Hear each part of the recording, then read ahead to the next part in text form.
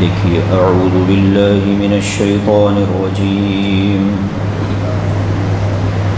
بسم اللہ الرحمن الرحیم یسألونک عن الخمر والمیسر قل فیہما اثم کبیر ومنافع للناس وإثمهما أكبر من نفعهما ويسألونك ماذا ينفقون قل العفو كذلك يبين الله لكم الآيات لعلكم تتفكرون في الدنيا والآخرة ويسألونك عن اليتامى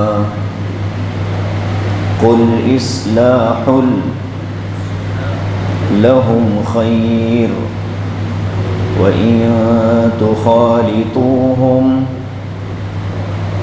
فإخوانكم والله يعلم المفسد من المصلح ولو شاء الله لأعنتكم إن الله عزيز حكيم۔ ترجمہ دیکھیے، يسألونك عن الخمر والميسر،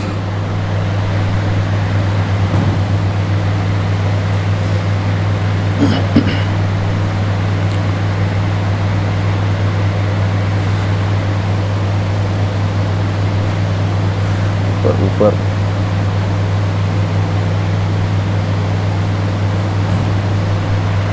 اے نبی صلی اللہ علیہ وسلم، لوگ آپ سے شراب اور جوئے کے بارے میں دریافت کرتے ہیں۔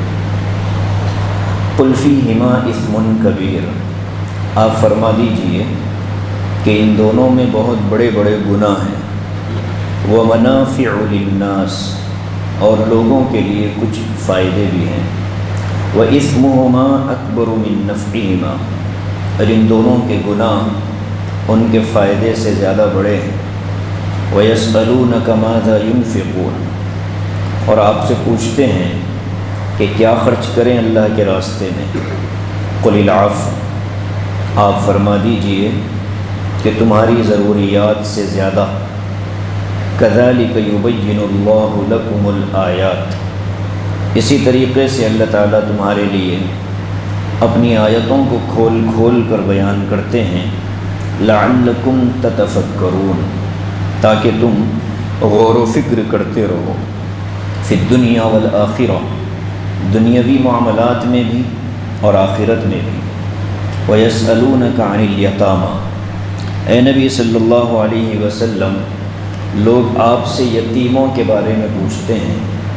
قل اصلاح لہم خیر، آپ کہہ دیجئے کہ ان کے ساتھ بھلائی کا معاملہ کرنا تمہارے لیے بہتر ہے۔ وَإِن تُخَالِطُوهُمْ فَإِخْوَانُكُمْ، اور اگر تم ان کو اپنے کھانے میں شریک کر لو تو وہ تو تمہارے بھائی ہیں۔ وَاللَّهُ يَعْلَمُ الْمُفْسِدَ مِنَ الْمُصْلِحِ، اللہ تعالیٰ خوب جانتے ہیں فساد مچانے والے کو اور اصلاح کرنے والے کو۔ وَلَوْ شَاءَ اللَّهُ لَأَعْنَتَكُمْ، اگر اللہ تعالیٰ چاہے تو تمہیں مصیبت میں مبتلا کر دے۔ ان اللہ عزیز الحکیم، بے شک اللہ تعالیٰ غالب ہے، حکمت والے ہیں۔ صحابہ کے سوالات نبی علیہ الصلاۃ والسلام سے کس طرح کے ہوتے تھے، اس کا یہ ایک نمونہ ہے۔ گزشتہ درس میں شراب اور جوئے سے متعلق کچھ باتیں عرض کی گئی تھیں۔ سوال ان دونوں ہی کے بارے میں ہوا تھا کہ شراب اور جوئے کا حکم کیا ہے، اور مختلف مراحل میں اللہ تعالیٰ نے شراب کو حرام قرار دیا تھا، اور جوا بغیر محنت کے مال حاصل کر لینا، اور اسی طریقے سے جوئے کی جتنی شکلیں آج کے زمانے میں رائج ہیں وہ ساری کی ساری اس میں داخل ہیں۔ اور آگے ایک سوال اور ہوا تھا۔ اللہ کے نبی علیہ السلام سے صحابہ نے پوچھا تھا کہ یا رسول اللہ، خرچ کرنے کا حکم تو ملا ہے، پچھلے صفحے پر ایک آیت آئی تھی، اسی طرح کے الفاظ تھے، یسألونک ماذا ینفقون، لوگ آپ سے پوچھتے ہیں کہ کیا خرچ کریں، تو وہاں اللہ تبارک و تعالی نے کیا خرچ کریں نہیں بتلایا، کہاں خرچ کرنا ہے یہ بتلایا تھا۔ اب یہاں اس آیت میں صحابہ یہ پوچھ رہے ہیں کہ کیا خرچ کریں، اس لیے کہ وضاحت نہیں ہے۔ یہ جو خرچ کرنے کی بات ہے یہ کوئی زکوٰۃ یا واجب صدقات سے متعلق نہیں ہے، بلکہ یہ نفل صدقے سے متعلق سوال ہے کہ اللہ کے راستے میں خرچ کرو، اس میں زکوٰۃ داخل نہیں ہے، اس لیے کہ زکوٰۃ کا دینا تو فرض ہے، وہاں زکوٰۃ ادا کرو کا حکم ہے، لفظ آتا ہے ادا کرنا، جیسے نماز ادا کرنا، حج ادا کرنا، ایسے ہی زکوٰۃ ادا کرنا، تو زکوٰۃ کا ادا کرنا تو فرض ہے، وہاں آدمی یہ سوال نہیں کر سکتا کہ کیا خرچ کریں، اس لیے کہ ہر انسان کو اللہ تعالیٰ نے ضابطہ دے دیا کہ اپنے مال کا 2.5% تم کو اللہ کے راستے میں بطور زکوٰۃ کے نکالنا فرض ہے۔ تو یہ جو سوال ہو رہا ہے یہ زکوٰۃ سے متعلق نہیں ہے، بلکہ عام نفلی صدقے سے متعلق ہے کہ آدمی کتنا خرچ کر سکتا ہے اللہ کے راستے میں۔ سخاوت، اللہ کے نبی نے فرمایا کہ عبادت گزار کنجوس کے مقابلے میں گنہگار سخی جنت میں جلدی چلا جاتا ہے، کہ آدمی کے اندر اعمال زیادہ نہیں ہیں لیکن سخاوت اس کے اندر ہے، دل اس کا بڑا ہے، تو اللہ کے رسول نے فرمایا کہ اس کو جنت میں جلدی داخل کیا جاتا ہے۔ تو یہ جو سوال ہو رہا ہے صحابہ کی طرف سے کہ کیا خرچ کریں، اس کے جواب میں اللہ تبارک و تعالی نے صرف ایک لفظ ارشاد فرمایا، العفو۔ عفو کے کئی معنی ہیں، ایک تو عفون اللہ تعالیٰ کا نام بھی ہے، اللہ کے 99 ناموں میں سے ایک نام عفون کریم، دعاؤں میں مانگا جاتا ہے اللہم انک عفو کریم تحب العفو فاعف عنا یا کریم۔ تو عفون کہتے ہیں معاف کرنے کو، معافی کے پسند کرنے کو بھی عفو کہتے ہیں، لیکن صرف معاف کرنے ہی کو عفو نہیں کہا جاتا، بلکہ انسان کی اپنی ضروریات سے زائد جو کچھ مال اس کے پاس پڑا ہوا ہے وہ بھی عفو کے اندر داخل ہے۔ جیسے ایک لفظ آتا ہے اردو میں فاضل، کہ بھئی یہ چیزیں ہمارے ہاں فاضل پڑی ہوئی ہیں، مطلب ہے کہ یہ ہماری ضرورت سے زائد پڑی ہوئی ہے، تو یہ ہے عفو۔ اللہ تعالیٰ نے جواب میں فرمایا کہ جو تمہاری دنیاوی ضروریات سے زیادہ ہے وہ تم خرچ کر سکتے ہو۔ اب یہ دنیاوی ضروریات کیا ہو سکتی ہے ایک انسان کی، تو اس سلسلے میں حضرات صحابہ کی زندگیوں میں ہمیں دو طرح کے نمونے ملتے ہیں۔ ایک نمونہ حضرات صحابہ کا وہ تھا حضرت عثمان بن عفان رضی اللہ تعالیٰ عنہ، اور ایسے ہی حضرت عبد الرحمن بن عوف رضی اللہ تعالیٰ عنہ، یہ بڑے بڑے تاجر مالدار صحابہ تھے، اور ان کی سخاوت اور اللہ کے راستے میں ان کا مال خرچ کرنا دنیا کو معلوم ہے، لیکن اس کے باوجود ان حضرات کا معمول یہ تھا کہ اللہ کے راستے میں مال خرچ کرنے کے بعد بھی ان کے پاس مال پڑا رہتا تھا۔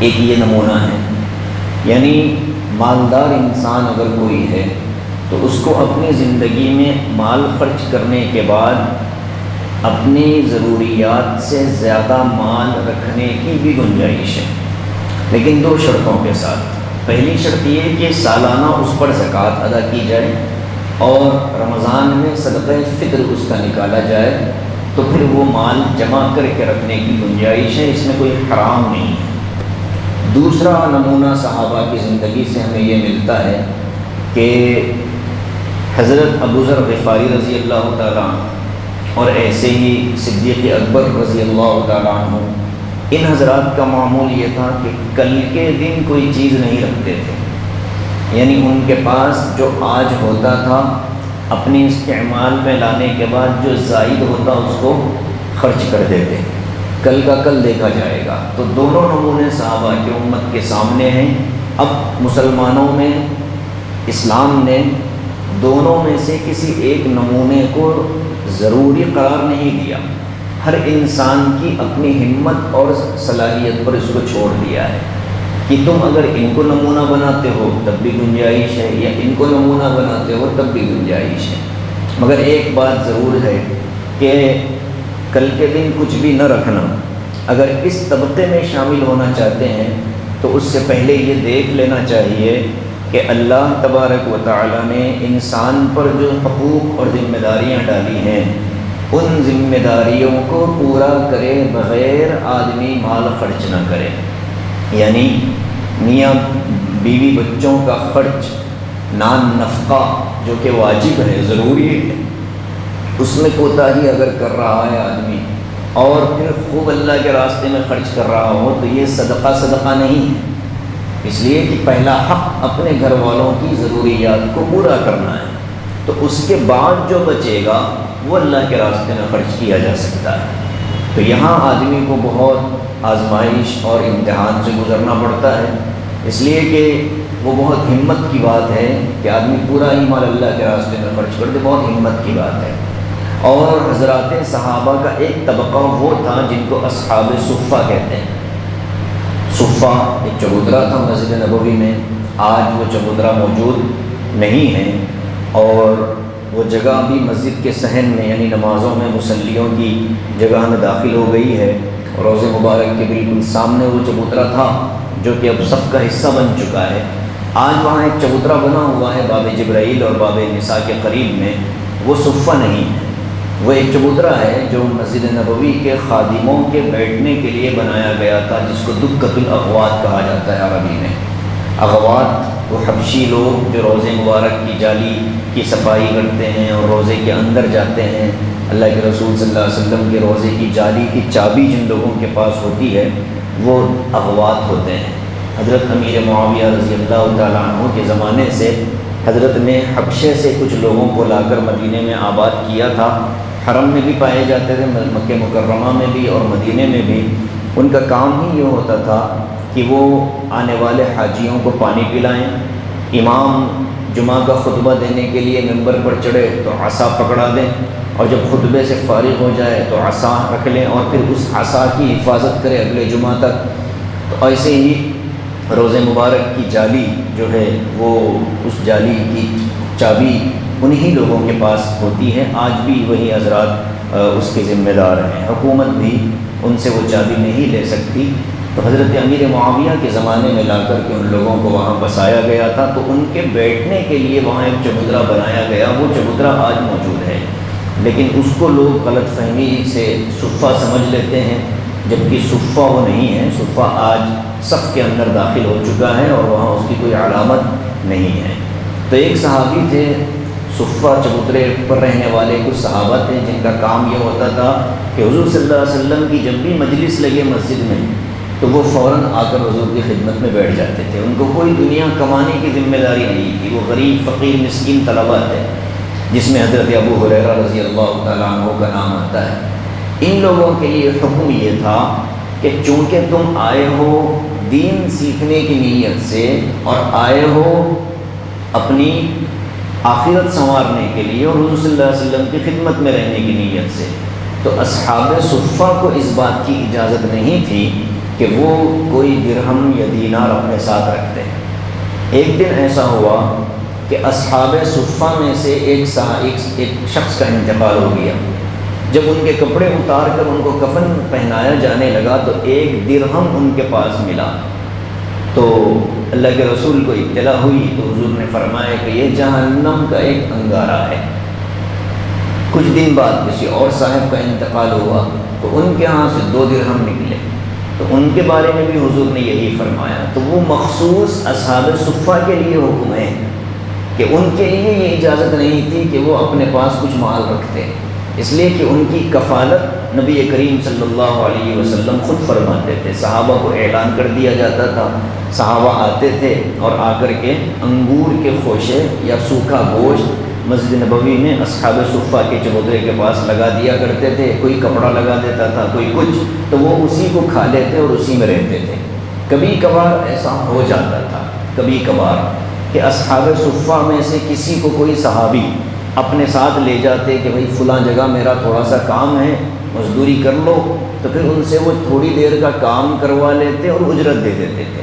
تو یہ حضرات اتنے امانت دار ہوتے تھے کہ اس اجرت کو لا کر نبی کریم صلی اللہ علیہ وسلم کی خدمت میں پیش کر دیتے تھے، امہات المؤمنین کے گھروں پر دے دیا کرتے تھے، اس لیے کہ ان کی کفالت حضور فرماتے تھے۔ تو اصحاب صفہ کے لیے اجازت نہیں تھی کہ وہ کسی طرح کا کوئی مال اپنے پاس رکھیں۔ بقیہ عام مسلمانوں میں 2 طبقے تھے، ایک طبقہ وہ تھا جو مال پورا خرچ کر دیتا تھا، جیسے حضرت ابو ذر غفاری، حضرت ابو بکر صدیق۔ ایک طبقہ وہ تھا جو مال اپنے پاس بھی رکھتا تھا اور خرچ بھی کرتا تھا، جیسے حضرت عمر ہیں، حضرت عثمان ہیں اور دیگر بہت سے صحابہ ہیں۔ تو اللہ کے رسول صلی اللہ علیہ وسلم سے سوال ہوا کیا خرچ کریں، تو حضور نے فرمایا ضرورت سے زیادہ جو ہے اس میں سے خرچ کرو۔ اگر تمہارے پاس نہیں ہے، ضرورت ہی پوری ہونے کی امکان نہیں ہے، تو تم پر خرچ کرنا بھی ضروری نہیں ہے۔ اللہ تعالیٰ کے رسول نے ذمہ داری نہیں ڈالی، اللہ تعالیٰ نے زبردستی خرچ کرنے کا حکم نہیں دیا۔ ہاں تمہارے پاس ہے، تمہارا مانگنے والا یا کوئی ایسا تقاضا تمہارے سامنے آ رہا ہو کہ تمہاری ضرورت فی الفور پوری ہونا ضروری نہیں ہے، بعد میں بھی پوری ہو سکتی ہو، تو ترجیح دے کر کے، ایثار کا معاملہ کر کے، قربانی دے کر دوسرے بھائی کی مدد کرنا، اس کی بھی اجازت ہے۔ یعنی کہ یہ ضروری ضابطہ نہیں بنایا اللہ نے کہ خرچ کر ہی دو، یہ نہیں فرمایا کہ خرچ بالکل ہی نہ کرو، بلکہ یہ کہا کہ اپنے احوال پر نظر ڈالو کہ تم اگر یہ مال خرچ کر دو تو اپنے بیوی بچوں کو کھلانے کے لیے پھر تم دوسروں کے سامنے سوال کرنے والے نہ بن جانا، یہ پسندیدہ نہیں ہے۔ اپنے پاس جو ہے اس میں سے خرچ کرو، اور اگر وہ ضرورت کے بقدر ہے تو خرچ نہ کرو، اپنی بیوی بچوں کو دینا یہ بھی بہت بڑا صدقہ ہے، اس لیے کہ اپنی اولاد پر خرچ کرنا یہ صدقوں میں اعلیٰ درجے کا صدقہ ہے، اپنی بیوی بچوں کو کھلانا یہ اعلیٰ درجے کا صدقہ ہے، اس لیے کہ یہ واجب ہے اور اس کا ثواب بھی زیادہ ہے۔ تو آگے فرماتے ہیں كَذَلِكَ يُبَيِّنُ اللَّهُ لَكُمُ الْآيَاتِ لَعَلَّكُمْ تَتَفَكَّرُونَ فِي الدُّنْيَا وَالْآخِرَةِ۔ اللہ تعالیٰ تمہیں اپنی آیاتیں ایسے ہی کھول کھول کر بیان کرتے ہیں، یعنی وضاحت کے ساتھ بتا دیا کہ کیا خرچ کرنا ہے، جو ضرورت سے زیادہ ہو اس کو خرچ کرو، یہ ہے وضاحت۔ لعلکم تتفکرون، تاکہ تم غور و فکر کر سکو، دماغ لگاؤ کہ مجھے کیا ضرورت ہے اس وقت دنیا کی، جو واقعی ضرورت ہے۔ رہنے کے لیے ایک مکان آدمی جہاں رہتا ہے وہ ضرورت ہے اس کی، پہننے کے لیے کپڑا اس کی ضرورت ہے، کھانے کے لیے راشن پانی اس کی ضرورت ہے، علاج کے لیے دوا اس کی ضرورت ہے۔ اب یہ اس کی ضروریات زندگی ہے۔ اگر شکار کرنے والا ہو تو سواری ضرورت ہے، مسافر ہے، مہاجر ہے، تجارت کرنے والا ہو تو تجارت کے لیے اس کو جو چیزوں کی ضرورت ہوتی ہے وہ ساری اس کی ضروریات کے اندر داخل ہے۔ اوزار سے کوئی مزدور کام کرنے والا ہو تو وہ اس کے اوزار ضرورت ہے، تو یہ اللہ کے نبی علیہ السلام نے وضاحت کے ساتھ بتلا دیا۔ تو آدمی خود اپنے احوال پر نظر کر لے کہ میں کیا دے سکتا ہوں، میری اپنی طاقت کیا ہے، میری استطاعت کیا ہے، اس کے حساب سے آدمی کو اللہ کے راستے میں خرچ کر دینا چاہیے۔ بہت زیادہ خرچ کرے، خود دوسروں کا محتاج بن جائے، یہ پسندیدہ نہیں ہے۔ اللہ کے نبی نے صحابہ کو منع فرمایا تھا۔ فی الدنیا والآخرہ، دنیاوی معاملات میں بھی غور و فکر کر لو اور آخرت کے معاملات میں بھی غور و فکر کر لو کہ اپنے بچوں کو بہلا پھسلا کر بھوکا پیاسا سلا دو اور پھر آخرت میں ان کو اچھا اجر ملنے کا یقین دلا دو، اس کی بھی اجازت ہے۔ بچوں کو بتایا جائے کہ بھائی یہاں اگر ایک وقت ہم کھانا نہ کھائیں، بھوک سے ہم اپنے آپ کو برداشت کر لیں، اس پر اللہ تعالیٰ تم کو یہ اجر دے گا، تو اس کی بھی تم کو اجازت ہے، یہ بہتر ہے۔ ایسے کوئی لازمی ضابطہ قانون اللہ تعالیٰ نے متعین نہیں فرمایا۔ اب یہاں یہ مضمون مکمل ہوتا ہے۔ اس سے پہلے ہم 5ویں رکوع کے پاس ایک آیت پڑھ کر آئے تھے، ان الذین یأکلون، چوتھے پارے کے سورہ نساء میں ہم ایک آیت آگے آنے والی ہے، اور تیسرے پارے کے اندر بھی ایک آیت آنے والی ہے، اور یہاں بھی ہم 5ویں رکوع کے پاس ایک آیت پڑھ کر آئے ہیں کہ جو آدمی ناحق کسی کا مال کھا جائے، ناحق، تو وہ ایسا ہے جیسے جہنم کے انگارے اپنے پیٹ میں ڈال رہا ہے۔ اب جس کا مال کھا رہا ہے وہ اگر یتیم ہو تو پھر اس کی قباحت اور اس کا جرم بہت زیادہ بڑھ جاتا ہے۔ تو جب یہ آیتیں نازل ہوئی یتیم کے بارے میں تو صحابہ ڈر گئے، اس لیے کہ عرب میں ماحول کیا تھا پہلے زمانے میں، بلکہ دنیا کا ہی قانون یہ تھا کہ اگر کہیں یتیم ہوتا اور وہ یتیم مالدار ہوتا بچہ، تو لوگ اس کو اپنی کفالت اور نگرانی میں لینے کے لیے بڑی کوشش کرتے کہ یہ بچہ بھی آ جائے گا اور اس کے ساتھ اس کا مال بھی ہمیں مل جائے گا۔ بعض لوگ ایسے بھی ہوتے کہ ان ایسے مالدار یتیم بچوں کا نکاح اپنی بچیوں سے کر دیتے کہ اس کے بدلے میں میری بچی کا نکاح بھی ہو جائے گا اور داماد کا مال بھی استعمال کرنے کی پوری گنجائش ملے گی۔ تو نیت خراب ہوتی تھی لوگوں کی یتیم کے مال پر۔ صحابہ رضوان اللہ علیہم مجمعین نے جب یہ آیتیں پڑھیں تو ان کو ڈر ہوا کہ کہیں ہم جو یتیم کی کفالت، جبکہ یتیم کی کفالت کی فضیلتیں بھی بہت زیادہ ہیں، حضور نے فرمایا کہ میں اور یتیم کی کفالت کرنے والا قیامت کے دن ایسے ہوں گے جیسے ہاتھ کی دو انگلیاں ایک دوسرے کے قریب ہیں، ایسے میں اور یتیم کی کفالت کرنے والا قریب قریب ہوں گے قیامت کے دن۔ فضیلت بھی بہت زیادہ اور احتیاط کا بھی حکم ہے۔ تو صحابہ ڈرتے تھے اور آ کر اللہ کے نبی علیہ السلام کی خدمت میں عرض کیا، یا رسول اللہ، ہم نے جب یہ آیتیں اتری تو ہم نے اپنے گھروں میں رہنے والے یتیم بچوں کا کھانا الگ کر دیا۔ کیسے الگ کیا؟ اب یتیم کا جو مال ہے، یتیم اگر چھوٹا سا بچہ ہے، عمر اس کی کم ہے، تو کھانا بھی اس بہت تھوڑا کھائے گا، غذا بھی اس کی بہت کم ہوگی۔ تو وہ یہ کرتے تھے کہ اس کے لیے اس کے مال سے کھانا بناتے تھے، اس کا چولہا الگ ہوتا تھا، اس کا برتن الگ ہوتا تھا، ضروریات الگ ہوتی تھی، رہتا ان کے گھر میں تھا، لیکن اس کے لیے استعمال ہونے والا سارا خرچ اس کے خرچے سے ہوتا تھا، سارا نظام۔ تو کھانا کبھی بن گیا، جب کھانا بن گیا وہ بچے نے کھا لیا، جو بچ جاتا تھا وہ لوگ اس کو کھاتے ہوئے یا اس کو استعمال کرتے ہوئے ڈرتے تھے صحابہ کہ وہ یتیم کا حق ہے۔ اب دوسری مرتبہ وہ بچہ اس کھانے کو کھا بھی سکتا تھا، یا یہ کہ کبھی وہ کھانا خراب ہو جاتا تھا اور پھینکنے میں جاتا تھا۔ تو اب یہ چیز ایسی ہو گئی کہ یتیم کے مال کی حفاظت کی چکر میں مال ضائع ہو رہا تھا۔ اب حضور کی خدمت میں آ کر صحابہ نے پوچھا، یسألونک عن الیتامی، تو اللہ پوچھتے ہیں، اللہ فرماتے ہیں کہ اے نبی، یہ لوگ آپ سے یتیم کے بارے میں پوچھتے ہیں، یتیموں کے ساتھ کیسے رہیں۔ اللہ نے جواب میں فرمایا، قل، اے نبی آپ کہہ دیجئے، اصلاح لہم خیر، ان کے لیے بھلائی سوچو۔ یہاں بھی ضابطہ فکس نہیں کیا اللہ نے کہ تم ان کا کھانا الگ ہی کر دو، یا یہ کہ تم ان کا کھانا اپنے کھانے کے اندر شامل کر لو، یہ نہیں فرمایا۔ فرمایا مصلحت دیکھو کہ ان کا مال ضائع کس کام میں نہیں ہوگا، وہ کام تم کر لو۔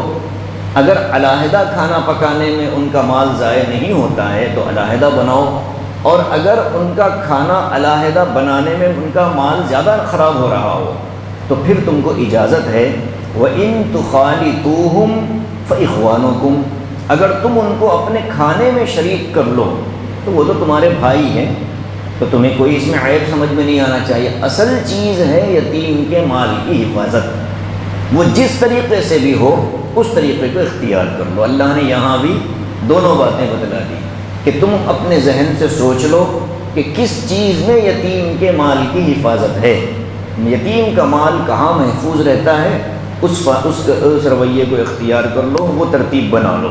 فرمایا قل اصلاح لہم خیر، اے نبی آپ ان سے کہہ دیجئے کہ ان کے لیے اصلاح اور بھلائی سوچنا یہ تمہارے لیے بہتر ہے۔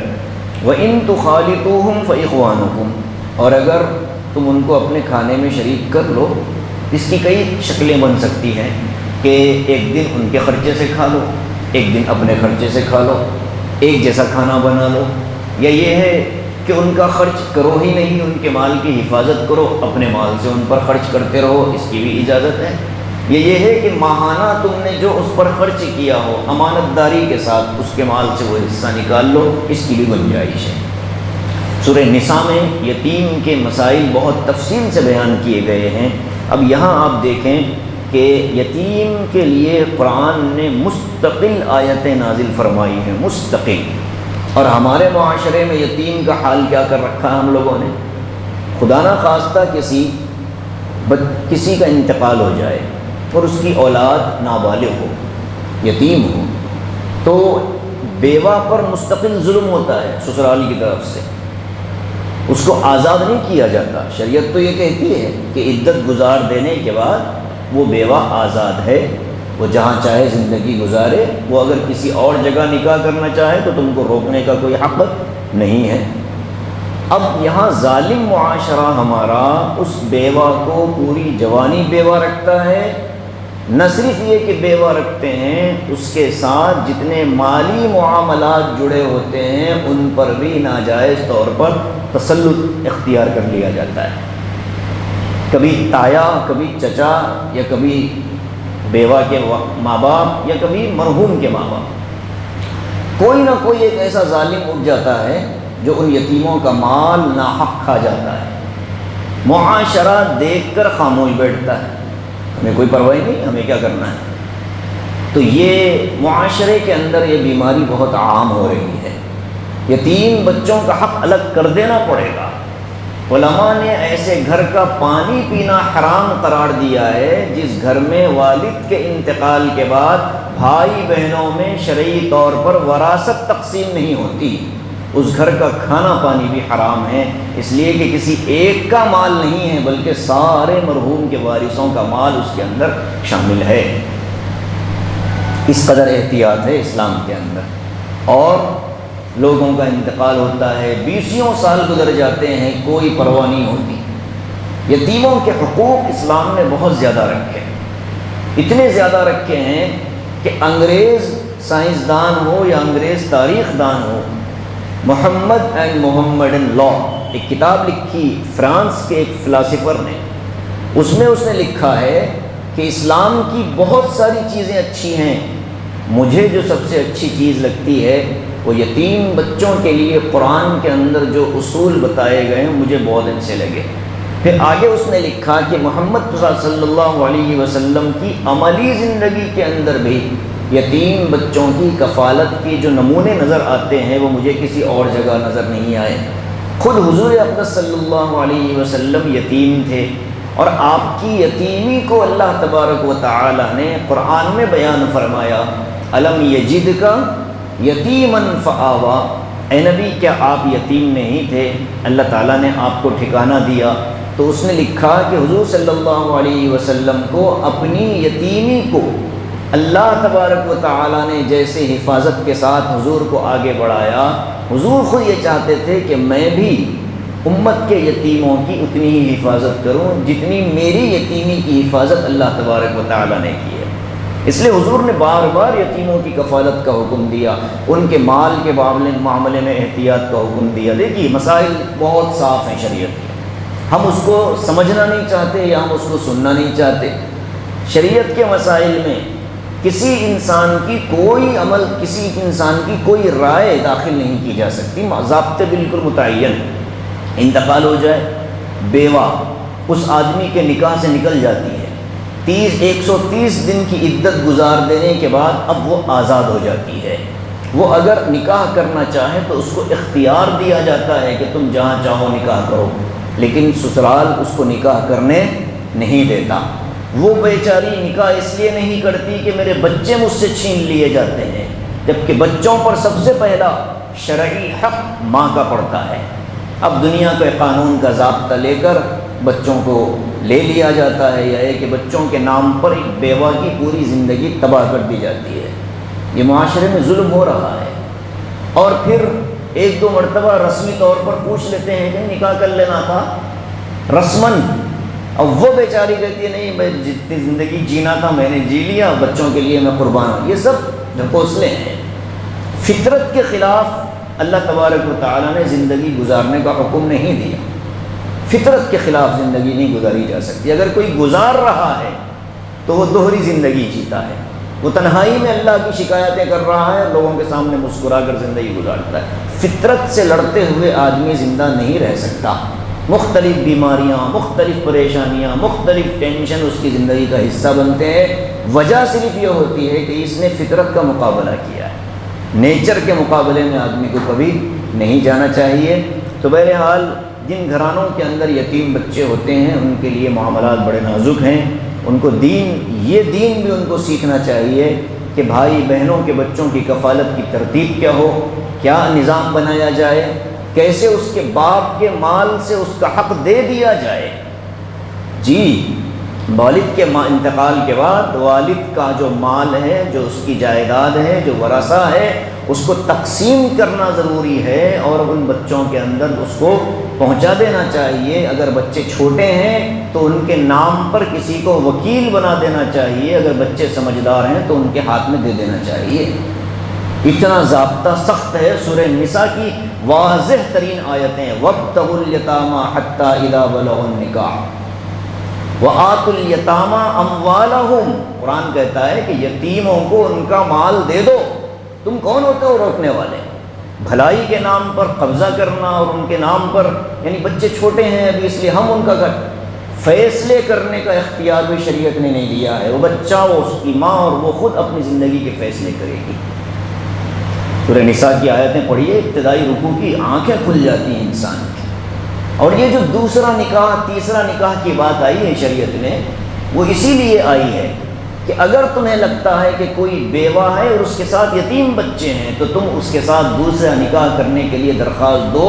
نیت تمہاری یہ ہو کہ میرے ان یتیم بچوں کی کفالت بھی میں کر لوں گا، تو اللہ کے نبی فرماتے ہیں جنت میں میرے ساتھ اٹھو گے۔ اب یہاں دوسرا نکاح کوئی بیوہ سے کرنا چاہے تو پہلی شرط یہ لگاتا ہے کہ بچے نہیں ہونے چاہیے۔